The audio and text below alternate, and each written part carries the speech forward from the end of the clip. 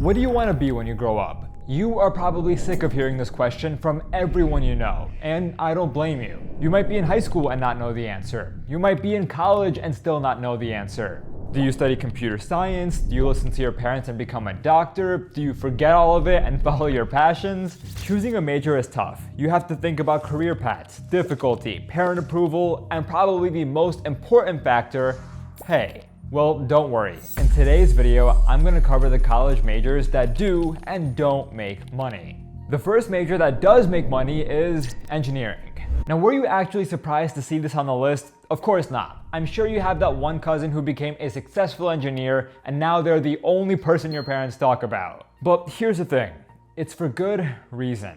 Engineers make money, like a good amount of it. The median starting salary is nearly $74,000. Now hopefully you're ready to yell at me because that is a broad statement. Engineering has a bunch of subfields that vary in earnings. On the higher side of things, you have nuclear engineering, and on the slightly lower side of things, you have biomedical engineering. But don't get me wrong, you are still making bags. We're talking a projected starting salary of $66,000. Now, what's the catch? Engineering is brutal. I'm not sure if y'all have seen the meme, but engineering students at the University of Waterloo are posting their transformations from year 1 to year 5. And let's just say they're a little disturbing. This right here is the face of a man who regrets many of his life decisions. But does that mean you'll regret it? Of course not. If math and science is your strong suit and you're willing to brace through many all-nighters to work at the forefront of innovation, then engineering might be right for you. Oh, and of course, if you also like money, then engineering is probably for you. But you know what might not be for you? Fine arts. This field encompasses subjects like music, visual arts, and performing arts. Fields that are exciting and fulfilling, but unfortunately don't pay the most. The average starting salary for someone with a fine arts degree is about $49,000. For reference, the average starting salary for anyone with a bachelor's degree is $55,000. Now, does this mean you should destroy your guitar, throw out your canvases, and never think about your love for the arts again? Of course not.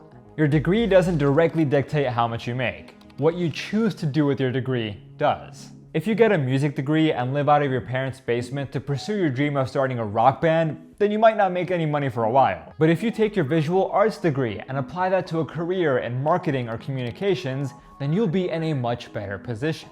And this distinction is important. Internet trolls love to dunk on humanities majors, and that isn't the point of my video. Do humanities majors tend to earn less than STEM majors? Yes, but that doesn't mean that humanities majors are useless. Another degree that definitely isn't useless is computer science. Now look, is the current CS job market cooked? Absolutely.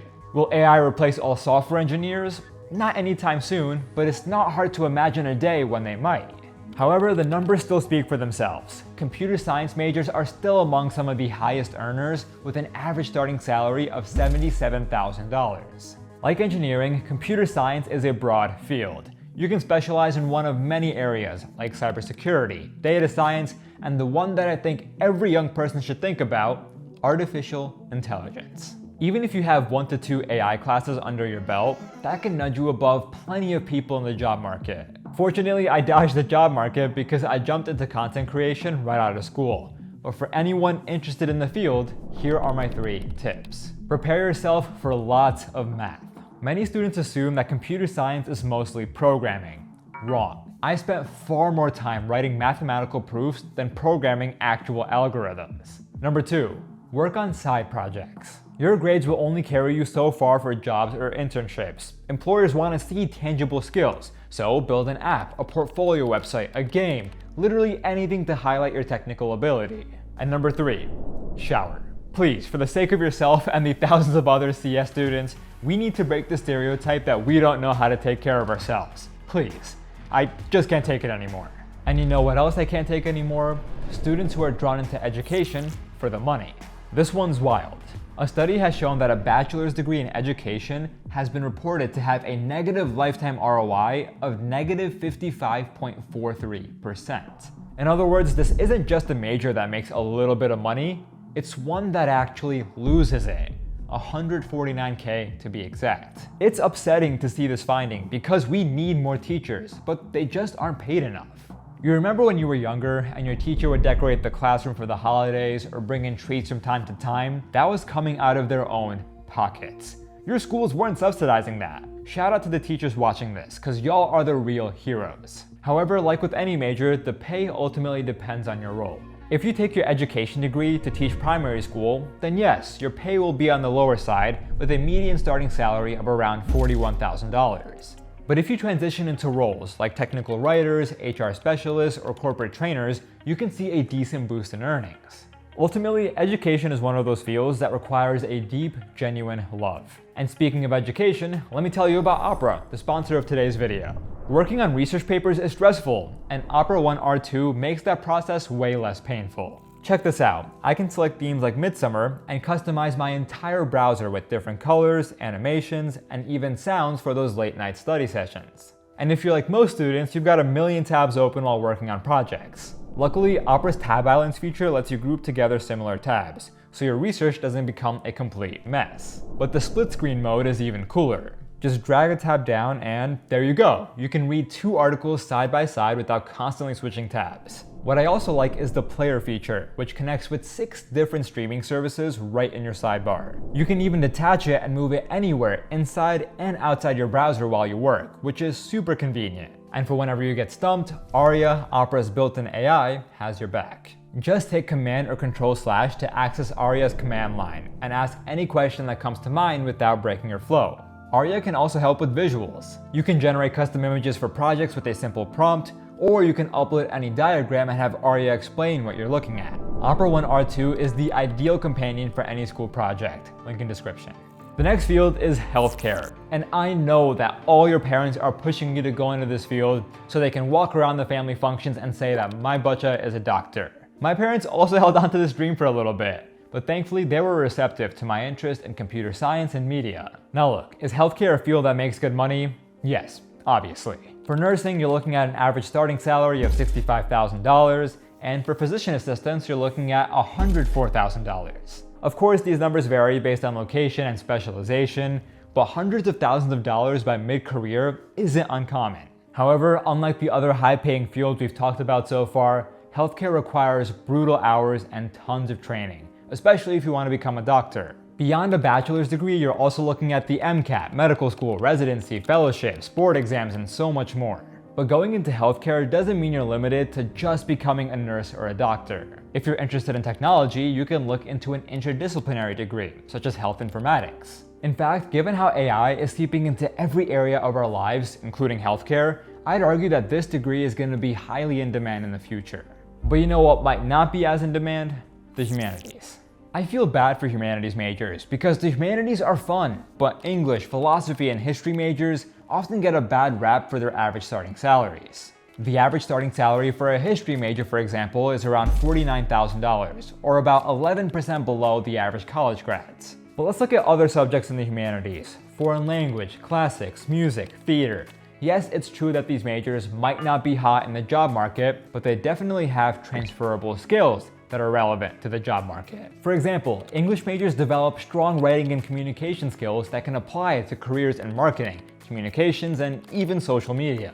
I feel like one day I need to hire y'all to write scripts because you guys have nailed the Gohar's Guide formula. For example, a few months ago, and this is so random, I posted a Fortnite win on my community tab, and all the comments were filled with scripts in my exact style. But then you also have history majors who develop strong research and analysis skills that could apply to a field like business analytics. And then you even have philosophy majors who have honed their critical thinking and reasoning skills and could parlay that into a career in tech, law, finance, or consulting.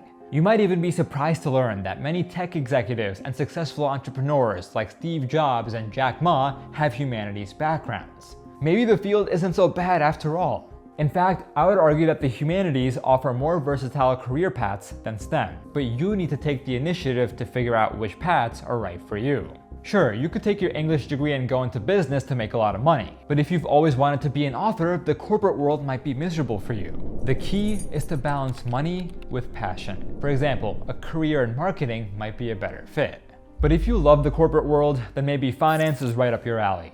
All you need is a Patagonia vest, some loafers, and an obnoxious demeanor, and you're good to go. I kid. The vast majority of finance majors don't fit the rich bro stereotype. but many of them do go on to become rich.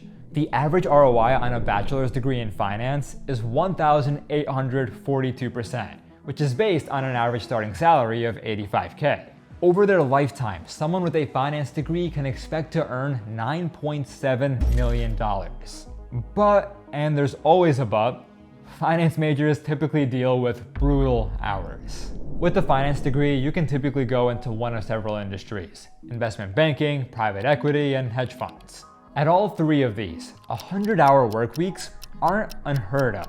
In fact, in September 2024, JP Morgan implemented an 80-hour weekly cap on junior investment bankers. A cap of 80 hours. Do you know how wild that is? But these fresh college grads are eager to brace through these hours because the industry offers a ton of opportunity for upward mobility. Let's look at investment bankers as an example. When you enter, you start as an analyst, earning $85,000 to $100,000.